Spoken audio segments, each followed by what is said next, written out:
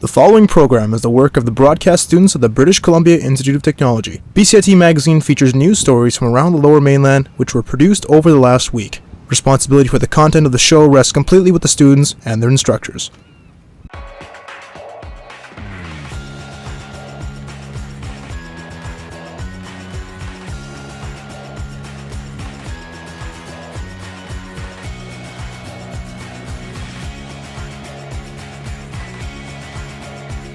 Today on BCIT magazine, RCMP are still battling to eliminate the drug that is 100 times more deadly than morphine. Terror attacks in Brussels hit close to home.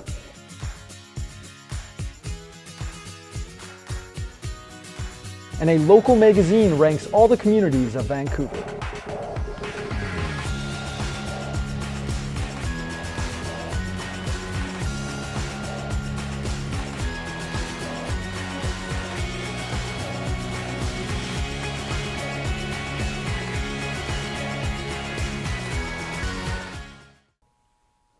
Hello and welcome to BCIT Magazine. I'm Eric Blow. And I'm Tim Brook. Vancouver police seized several containers of a dangerous drug in Maple Ridge on Tuesday. And as our reporter Reagan Hasegawa explains, this could be yet another fentanyl bust in the province. Vancouver police and RCMP executed a search warrant at this house near the Golden Ears Bridge Tuesday afternoon. Nearly a dozen containers of various sizes were seized from the home, some suspected of being filled with fentanyl. There were 162 fentanyl-related deaths in BC last year. Corporal Eric Beckler says drug traffickers are cashing in on the drug, selling it as counterfeit heroin and oxycodone. But it's not just the hard drugs you should be worried about. It could virtually be laced in almost everything though. So anytime you're buying illicit drugs on the street, you have no way of knowing the quality control of whoever is producing it. It may be marketed as one specific drug, it could have other drugs put into it. Neighbors of the area were shocked to find out that one of their own was involved. I know he's had some undesirable people renting his basement suite out, but I didn't know it would lead to this. Once the surveillance team started showing up in my backyard, then I knew something was up.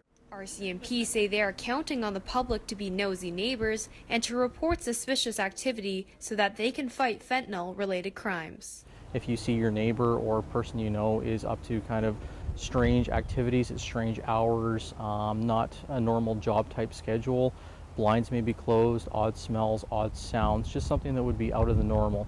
It may not directly indicate it's a synthetic drug laboratory or production of anything fentanyl related, but it's something to take concern. RCMP say charges in the Maple Ridge bust are pending. Reagan Hasegawa in Maple Ridge for BCIT Magazine. We're now joined live by our reporter in Maple Ridge. So Reagan, what's the scene like down there? Vancouver's Police Department, with the assistance of the RCMP Drug Enforcement Unit, have just entered this home in Pet Meadows and seized about 12 containers of an unknown substance. And what exactly did RCMP find? Because of the large size of the containers, police are saying that it is likely a cutting agent inside of them, quite possibly fentanyl. Back to you. Thanks so much, Reagan. A local magazine is making waves around Vancouver after a ranking system was released that pits the city against itself. My co-anchor Tim Brook has more on the best and worst neighborhoods in Vancouver. Everyone has a different idea of what makes a good neighborhood. The community is about the people, as well as the location, but mostly about the people. Green spaces, parks, place for the kids to play. It's the openness, it's the friendliness, it's the knowing that you can count on anybody living in your area. And now a local publication, Vancouver Magazine, has compiled those ideas with Stats Canada data to form a ranking of communities in Vancouver. Every neighborhood was ranked from first place. It's not like there's any one thing that put False Creek over the top. It's more sort of a Goldilocks neighborhood. It was just right on a number of different issues. It just barely edged out the West End. The West End is right in there. Lynn Valley's pretty close. So it's not like False Creek crushed all the other neighborhoods. All the way down to 39th. We're not saying that Oak Ridge is a bad neighborhood. We're not saying that it's the worst neighborhood in Vancouver. We're just saying that based on the factors that we have in our formula and the way that we weighted it, it came out at the bottom. Vancouver Magazine took multiple factors into account while determining the rankings, including affordability, family friendliness, walkability, even earthquake preparedness. They say a change in one factor could completely flip a neighborhood's ranking. It's funny, I don't think there's any one thing that makes a good neighborhood a good neighborhood. It's not like if you have a rec center or you have a particular coffee shop or whatever, that's the magic, trump card. I think good neighborhoods they're a fabric. They're like a recipe that you put together with a bunch of different ingredients. The list was published this week and has a lot of Vancouverites talking, but the magazine is reminding residents that no matter their community's ranking, home is where the heart is. Tim Brooke in Vancouver for BCIT Magazine. And one local dad is making a difference in the Wally area. He started a charity that focuses on mentoring troubled males. He's a big guy with an even bigger heart. This single dad is the founder of Build One Another Up, a charity that focuses on mentoring young men in the Wally area. I realized that there was definitely a need to assist young men struggling in poverty, and then that equates to a whole bunch of other issues, and drug addiction and gang life and crime and violence. And so I started thinking about how or what to do, and I came to the conclusion that based on my faith and some recent realizations there, that I could start an organization to help them. Deanna is working with a local soup kitchen in Surrey to help launch his charity within the Wally community. I'm very lucky to be able to work with Urban Mission in Surrey and in Wally, so this is my starting point, but the plan is to branch out to as far as I can get, really. Michael Musgrove is the executive director at Surrey Urban Mission. He says Deanna bringing up this particular issue has opened up his own eyes to the problem. There's very few mentors for young men out here. It's in, like, I will have, like, men that are older than me looking for mentorship, and it's because there's a lot of people that are just really struggling, and they've been struggling for a long time. And when you're in that survival mode, that kind of development of kind of, the being a man and knowing what it is to be a man, is quite often, lost. And so having someone like Leland that's stepping up to do this, it's a real gift to us. So the whole aura of all of this for me is that I want to try and interject myself into that decision making for them, even if there's one guy by the time I'm done here on Earth that I helped change his life. That's the goal for me. Right now, Build One Another Up is putting together kits aimed at giving men in the Wally area basic necessities. If you want to find out more information about Deanna's charity, you can go to buildoneanotherup.ca. Madison Arota in Surrey for BCIT Magazine. Oh, look at that. She's the nice one. Coming up next on BCIT Magazine, Trudeau and the Liberals have released their larger-than-expected federal budget. And members of a local community gather to combat racism. A defining moment for me was when I finished my first internship and got lots of really great feedback from industry professionals. I would have never imagined I'd be walking into the floors of TSN and thinking, I'm not a student anymore, I'm here to work. I will be starting a job with an investigative news program in Toronto, and I'm really excited to see that grow into what will become, hopefully, my dream job. BCIT broadcast and online journalism, putting you to work.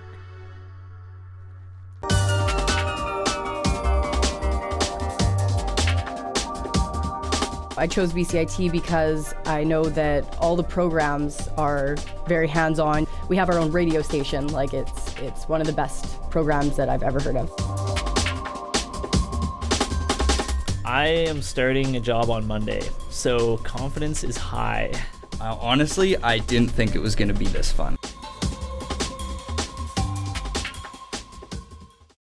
So joining us now is Kevin Wainwright, who is the head for BCIT's Bachelor of Business program, and he's going to talk a little bit about the federal budget that was released yesterday. So thanks for joining us, Kevin. Oh, it's my pleasure. All right, so first of all, let's just talk a little bit about the Liberals and this deficit.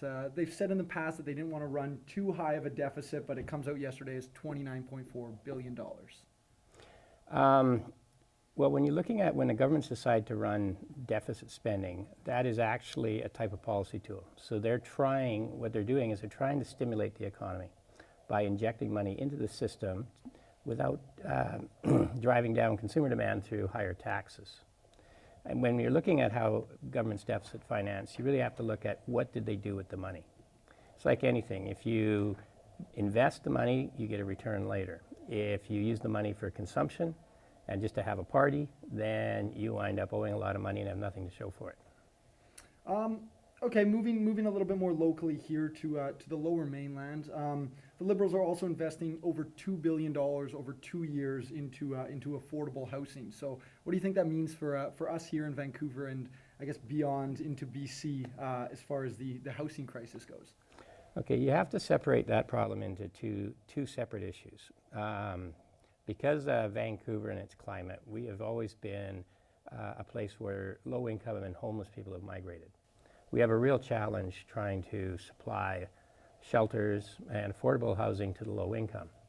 The problem we're seeing in Vancouver right now is speculators driving up the value of houses, the global demand that's coming into Vancouver, which is actually making the middle class pinched in terms of being able to buy an affordable house in the downtown core. So, I mean, pairing that with the provincial budget that came out about a month and a half ago here, I mean, that kind of trended towards making affordable housing a little bit more affordable, I guess. So what does that mean for the average Joe here? Well, in first off, the provincial budget that the Liberals have brought in is a little different focus than what the federal government has done. The federal government is taking a very aggressive stimulus package to the system. The provincial government, the provincial Liberals, are focusing on getting in a balanced budget. They have introduced measures to tax people for engaging in house speculation and house flipping, which hopefully would dampen the pressure on the rising prices of housing. That may, depending how strong that policy is and how much teeth it has, will determine whether or not it has any real effect. Right now, I would say that the difference between the two approaches is that the provincial government has got a much more conservative, hands-off kind of approach to the economy. All right, and staying at home here, Trudeau's government also said that he'll be investing $370 million for public transportation in Vancouver. So, I mean, what does that mean for TransLink? Well, TransLink, which services the GVRD, is made up of about 16 municipalities. So one of the challenges has always been not so much the funding, but the coordination of those 16 groups with their own special interests. The biggest thing where federal funding can help the most is in capital. And the most capital-intensive projects would be the expansion of SkyTrain. Now, SkyTrain is the most expensive to build, but it is probably the most efficient system for moving people in the Lower Mainland. It also has a great cachet. It's very popular. It makes Vancouver look like a state-of-the-art building, a state-of-the-art city when you have above-ground train system like that. It also is more efficient in that it gets the trains off of the ground, unlike places like Calgary and Edmonton where the rapid transit system is on ground and interferes with the flow of cars. So it kind of creates a bottleneck as opposed to creating an alternative. People seem to be very appealed to using SkyTrain for commuting relative to the bus system. So it depends how they use the money again. All right, thanks for joining us, Kevin. Thank you. For a little bit more on the budget, here's Eric Blow. Thanks, Tim. The deficits that the Liberals and Justin Trudeau announced this week is $29.4 billion. There's no plan for the budget to be balanced anytime soon. There will be $120 billion going to infrastructure over the next decade, and 90% of families will receive more money under the Canada Child Benefit, with $23 billion being invested. The housing market will see a $2.3 billion increase over the next 2 years that will be dedicated to affordable housing.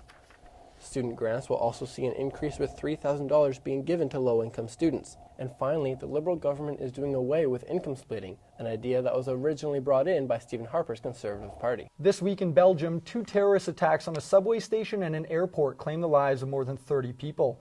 Our reporter Madison Arota spoke with a woman that was in Brussels during the attacks. The attacks in Brussels, known as Black Tuesday, claimed over 30 lives. Many have taken to social media to express their condolences. Antwerp is a half-hour drive from Brussels, and one resident says she's devastated this happened to her country. The reactions I've heard, everybody is scared. We were aware and we feared that something like this could happen after the attacks in Paris. But when it really happened, you feel powerless. The head of terrorism and security studies at SFU explains why ISIS chose to strike at this particular point in time.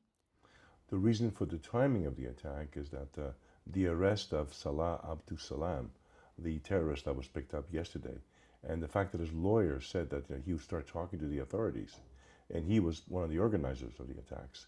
I think ISIS advanced the date of the terrorist strikes, and this is why we only had bombs, and we didn't have shooters as well as was the case in Paris.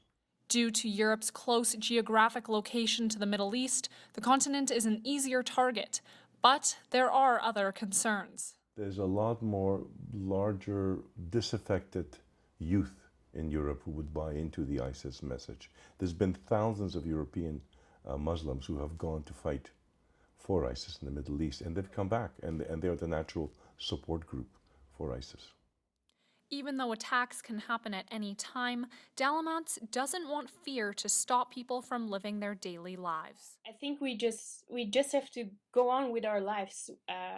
Don't lock yourself in your own house, because it can happen everywhere. Right now, the Vancouver Police Department has boosted police resources, and TransLink has also boosted security. Madison Rhoda in Burnaby for BCIT Magazine. Madison, how do Belgian authorities know that ISIS was behind the attacks? Well, Eric, what we do know is an Islamic State flag was found in a raid along with an explosive device. Now, the third explosive device they found in an airport has been destroyed. And what about the young woman you interviewed? How is she holding up? Fiona is safe, all of her friends and family are safe and unharmed, and she wants the Belgian people to remain strong. And of course, all of our thoughts and prayers are with them at this time. Back to you, Eric. Community leaders gathered in Surrey this week to talk to youth about the effects racism has in their city. Taryn Parmar has more. And as I went through the RCMP and went through the training, I got postcards from all over the country. The postcards were, hey, if you come to this such and such a town, we have a bullet with your name carved on it. Staff Sergeant Boltage Dillon was one of the many speakers who shared personal experiences of racism to students in Surrey. There was a policy in school that if you were from Southeast Asia, India, Malaysia, any of these countries, no requirement. I mean, my brother registered me at school. When I got to school, I was put in ESL, English as a second language. I can tell you I spoke English just as I speak English today. It was only 25 years ago that Dillon fought to be the first RCMP officer to wear a turban. The turban is a gift to me by my gurus, who had provided me the turban to give identity to my way of life, and to also proclaim that because I wear a turban, I live my life with integrity, dignity, nobility, and grace. Atish Ram is now a TV show host, but his first job was at a fast food restaurant. And this is what they gave me. A black t-shirt with the word white. It's a point that hit home to the audience of how far Canada has come and how far it still has to go. We called ourselves Canadians, and then we use words like tolerance. I tolerate a migraine. I tolerate a pimple. And we're going to use the same language with each other? No. Taryn Parmar in Surrey for BCIT Magazine. Coming up next on BCIT Magazine, we've all seen parkour in the movies, but a BC town is taking the moves off the big screen and into their community. And a Canadian soccer keeper gears up for the game of a lifetime. The most rewarding thing for me has been the relationships I developed in the program, both with instructors and classmates. My sense of confidence has never been higher. I mean, this program's offered great opportunities to be in real world, real industry situations, and being in those moments and knowing I can contribute, I can do this. It's exciting to be in this industry and to meet lots of great people and to make amazing friends. BCIT Broadcast and Online Journalism, realizing your potential. Standby graphics, ready camera one. If you want to experience the fast-paced world of news, today on BCIT Magazine, striking, make magic on a movie set, frame, and action, or bring your creative ideas to life, BCIT's hands-on training will get you started. BCIT Television and Video Production. Your possibilities start here. Here's a look at some events that you could attend. Grab your Easter egg basket. Stanley Park will be hosting an Easter egg hunt as well as an appearance by the Easter Bunny himself and a trail ride through the decorated forest. The event runs all weekend. If you feel like running off all that extra chocolate you ate over the weekend, the first annual Easter Fun Run and Walk takes place this Sunday through scenic Stanley Park. The Vancouver Whitecaps return home Saturday, March 26th against the Houston Dynamo. Game time is 7 p.m. and you can get your tickets at whitecapsfc.com. Parkour used to be a recreational activity, but now it's slowly becoming recognized as a real sport. My co-anchor Eric Blow traveled to Bowen Island this week, where a small community is getting top-notch training in the extreme activity. These parkour athletes wouldn't be here training if it wasn't for a grant courtesy of the province of BC and the Via Sport organization. The local sports development fund has allowed us to find an off-island coach. We don't have a coach on the island who teaches parkour, so it's allowed us to pay for travel. That coach, Corey Methvin. I've worked with Origins Parkour downtown Vancouver for the last 3.5 years, and I've been training for about 8 years now.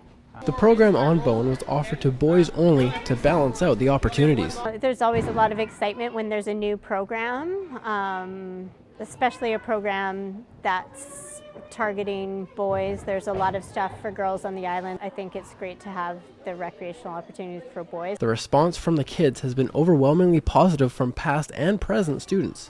Yeah, it just excites me. It's really fun to do. I've already improved a lot since I started.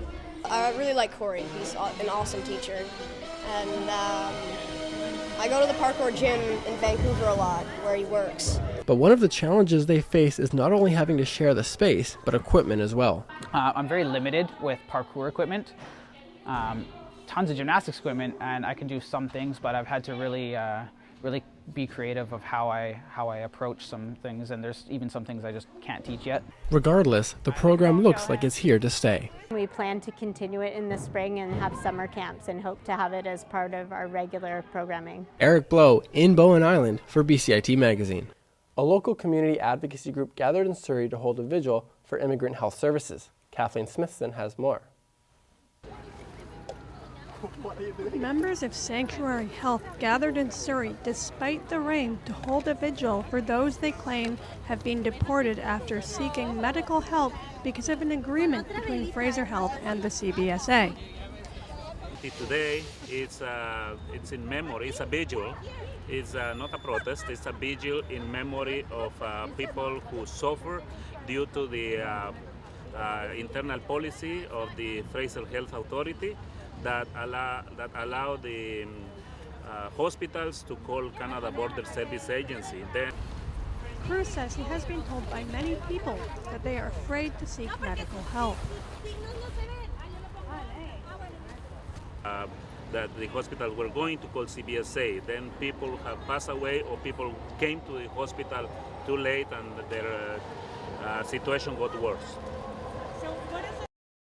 Fraser Health recently said that they're changing their policy, but Sanctuary Health member Alejandro Lopez says there are specific policies the organization would like to see implemented. One of our first recommendations is to stop the collaboration, but also to do training to all their staff to be aware and comply with these policy changes, and also to maintain confidentiality and all information of patients private and confidential, and do not share it with the Canadian Border Service agencies. Hopes that they will be consulted when Fraser Health changes their policy. Kathleen Smithson in Surrey for BCIT Magazine. Well, FIFA World Cup qualifiers are coming to Vancouver this week. Our reporter Kurt Morgan has more on one player who took an unlikely path to stardom. Traffic will be pouring into BC Place on Friday, March 25th to watch the Canadian men's soccer team take on Mexico. Among the men representing the country will be goalkeeper Simon Thomas. You just saw by our reactions for the Honduras game, for the 20+ thousand we had in here. It was a great atmosphere. It was very pro-Canadian, and I think it's 50,000 or whatever the tally's at right now. I think it's going to blow that away. After a brief stint in England, Thomas came back to BC where he was receiving goalkeeper-specific training, but still needed to see minutes on the pitch. That's when Richmond FC of the Vancouver Metro Soccer League came calling. My contract had ended at Huddersfield Town, and then I was trying to span that gap between the European season and the North American season. So it was more to get some games, just get some touches and keep ticking over, really. When Thomas steps out onto the field on Friday, it will be in front of one of the largest crowds in Canadian soccer history. A far cry from his time spent behind me here at Minaroo Turf. However, those closest to him aren't surprised he's getting the call to represent his national team. You know that you're outnumbered on a counterattack. You have the confidence, that guy's really got to beat our goalkeeper. And if he's playing as well as Simon was for us, most of the players are sort of looking at that guy doesn't stand a chance. Simon's got him. Thomas is trending in the right direction and is ready for what life kicks at him next. Kurt Morgan in Vancouver for BCIT Magazine. If you have any questions or comments regarding this program, please visit us online at bcit-broadcast.com or bcitbroadcastnews.ca. I'm Eric Blau. And I'm Tim Brooke, wishing you a very happy Easter. That was today's BCIT Magazine. Thanks for tuning in. Have a good weekend.